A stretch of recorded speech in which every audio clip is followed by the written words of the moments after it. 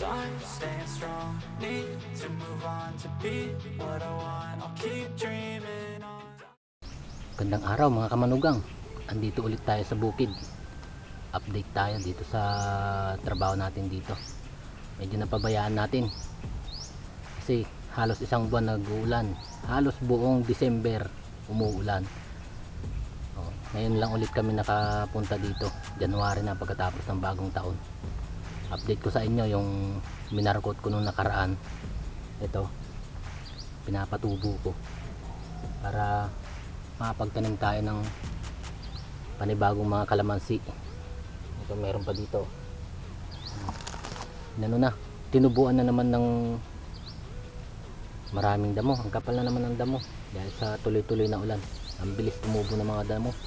Kaya dito bilisan ko muna ng kaunti dito para guminhawa naman ang mga kalamansi. Ito kung sakali man pagka nag-ugat na, ipapakita ko sa inyo. Malapitan.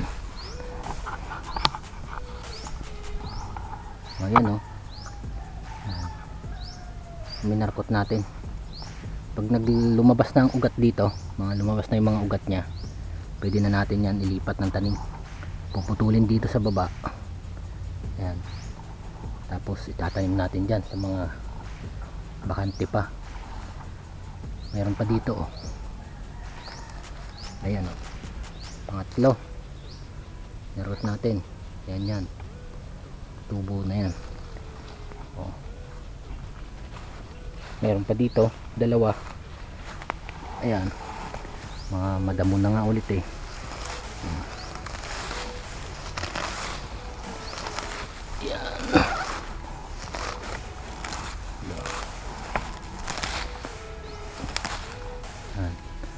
Ito pag nagugat na yan, ito yun maganda na ang dahon niya, nagpapanibago na. Saka ito pa, ito naman yun naman ang ano niya, ang puno. Buhay na siya, pero antayin lang natin na dumami pa ang ugat niya para mas mabilis siyang mabuhay. Meron pa dito, papakita ko sa inyo.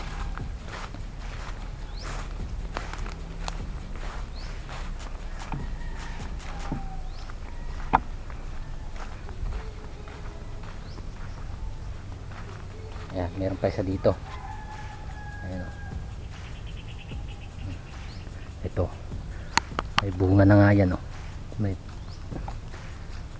ayan may ano na siya, may mga maliliit na bunga na. Ibig sabihin buhay siya, hindi siya namatay. Ayan, pang-anim yan. Tapos meron pa dito dalawa.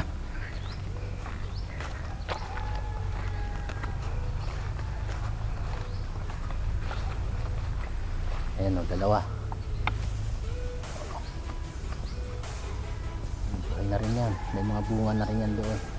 Para pag tinanim natin, diretso bubunga na siya. Diba? Mamumunga na agad. Ito naman ang update sa tanim nating saging. Maganda na ang tubo. Si Mrs. mag-aawan-awan na. Kasi tanim niyang tanglad buhay na rin.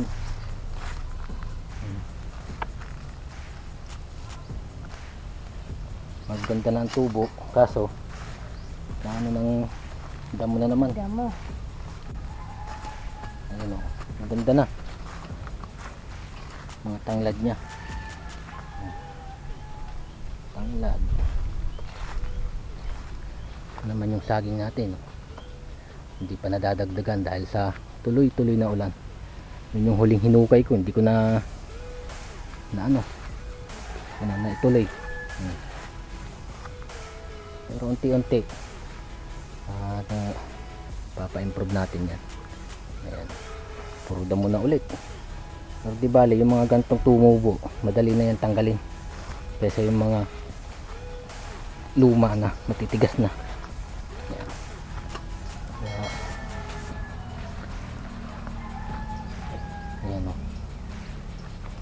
mga tanim niyang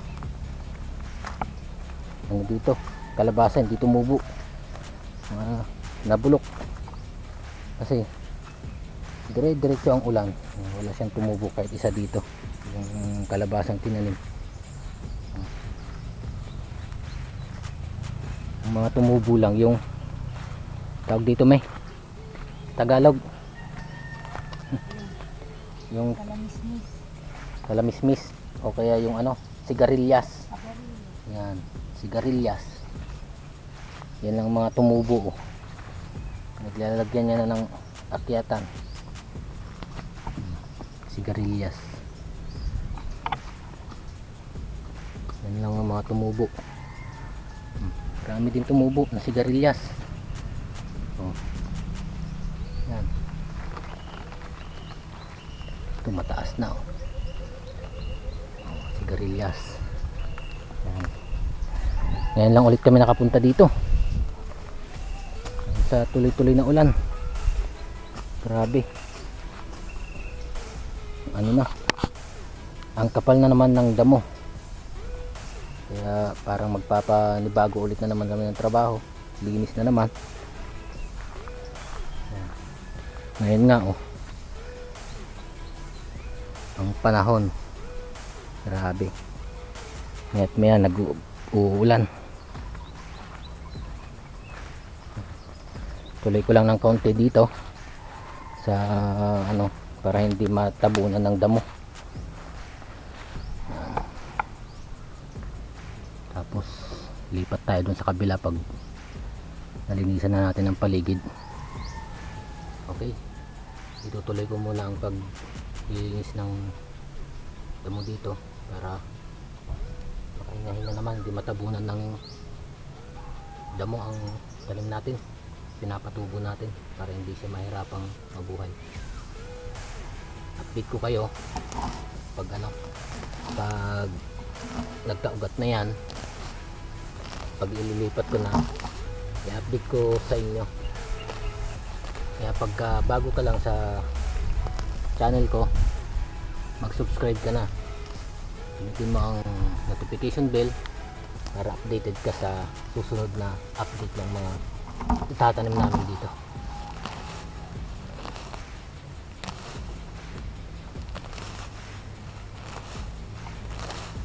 Minsan ko lang ng kaunti.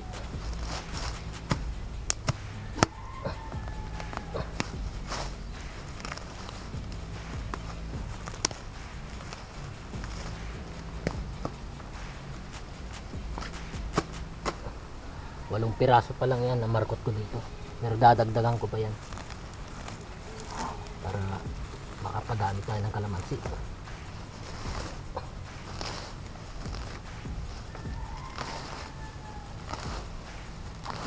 Grabe ang damo, ang bilis ano, kumapal.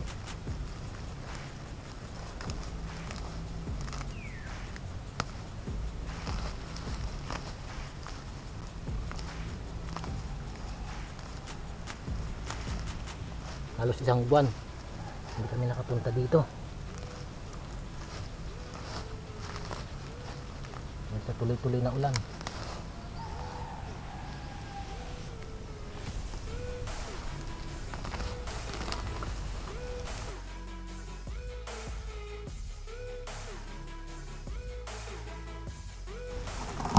May mga naihanda na rin pala kami ni Mrs. na pambakod dito.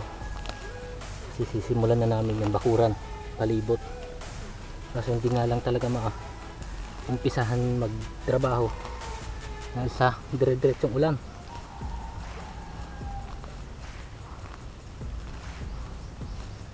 Nakabili na kami ng barbed wire saka mga sanga ng madre cacao na pang bakod namin. Arkila kami ng taong gagawa para maumpisahan ng magbakod, kaso hindi pa magdire-diretso ang araw. Napakahirap naman magtrabaho kasi pag umuulan.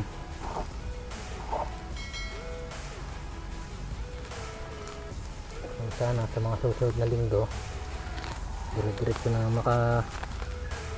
patrabaho dito. Diretso na rin ang pag-init niya.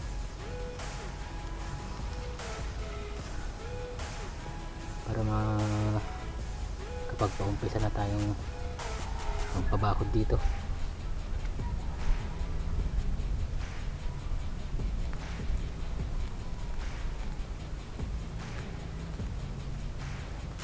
Ay tuloy na rin ang pagtatanim ng saging. Kahit pa paano meron ng mga naitanim 16. Maganda na ang tubo. Para sa susunod madagdagan ulit natin. Isang ko na ng kaunti dito. Umaraw na. Tuloy-tuloy na to. Kadami naman ang trabaho ng araw.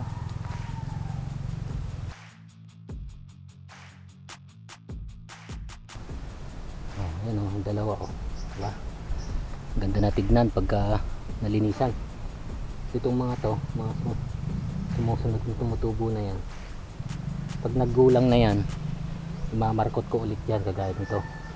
Para pagka nailipat ko to, may mga sumusunod na naman na ipapalit dito sa kaliman. Kasi pag ang markot, madali lang naman ang buhay. Siguro mga 3 taon lang namamatay na rin. Pero nasusulit na rin naman sa bunga. So, dapat bago siya mamatay, may mga naka-ready na ulit na itatanim. Imamarkot ko ulit yan. Sa mga susunod na video siguro ituturo ko kung paano magmarkot.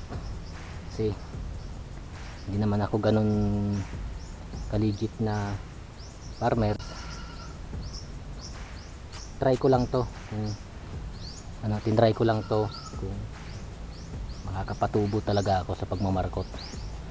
Although na try ko na rin naman sa amin sa Pangasinan yung Dalandan, nakapatubo naman ako. Lahat naman ng minarkot ko ay tumubo, kaya ginaya ko lang ulit yung ginawa ko doon. Baka sakali ito mapatubo ko ngayon para mailipat ko. Basta sa mga susunod, ayan ulit ito, yung mga sanga na yan. Pag nagulang na yan, imamarkot ko ulit yan para may mga pamalit ulit dito, diba? Pero tuloy-tuloy lang yung tanim natin, hindi mawawala, hindi mauubos, hindi tayo mauubusan ng kaharbisan ng kalamansi. Ang mahal ba naman ng kalamansi ngayon? 200 daw ata ang 1 kilo. Sigurado yan sa mga susunod pa mas magmamahal pa yan, kasi habang tumatagal nagmamahal ang mga bilihin. Kaysa sa bumili pa tayo, may sarili tayong haharbisin, di ba? Laking tipid na.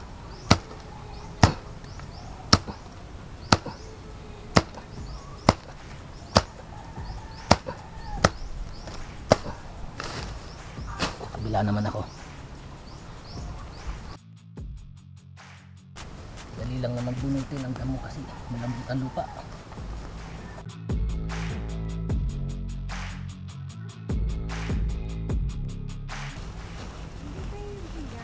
Ha?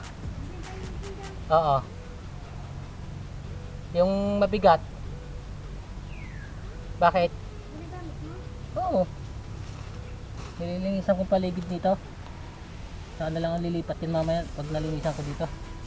Matatabunan kasi ng dito, oh. Matatabunan tong kalamansi ng damo.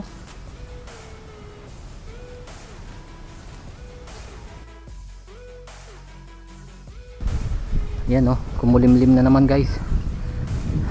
Pang babagsak na naman ang ulan. Dala ko naman yung waterproof case nitong camera, kaso hindi na ganun kaganda ang audio quality nya pag may waterproof case. Mahina na ang pasok ng sounds. Ayan. Lalagay ko muna yung waterproof case nya para sigurado kahit umulan ready na. Yan, kumulimlim na naman. So, babagsak na naman yung ulan na yan. Wala na naman yung ganda ng init niya kanina.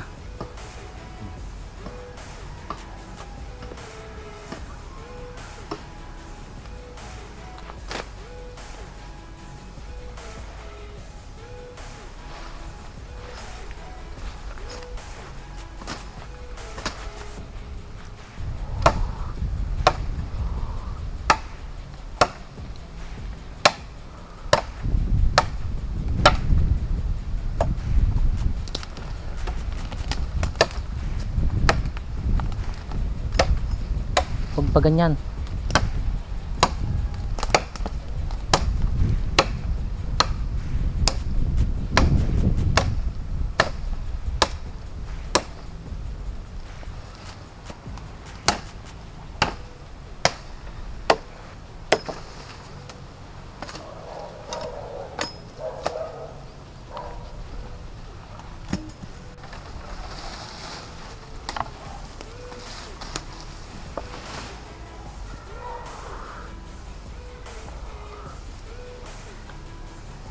Ako na yung mga yan. Ha?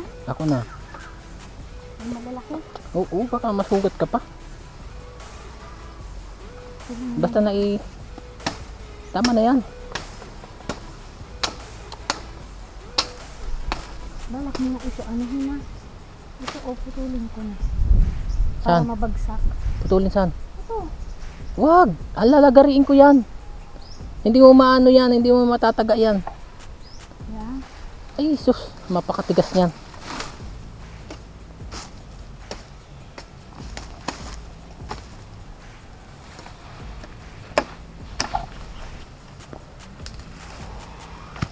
Tama na yan. Ako nang gagawa niyan.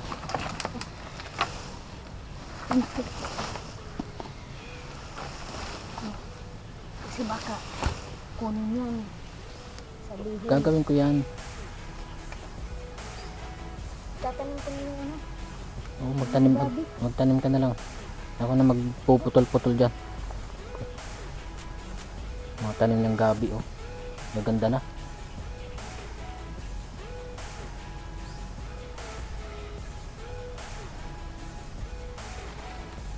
Laki na, oh. Yun, umaraw na naman. Kinabit ko na yung waterproof case. Saka naman umaraw ulit. Kaya tinanggal ko ulit. Balik ako dito. Grabe talaga. Tuloy ko na lang to. Tuloy ko na ulit ang paglilinis dito.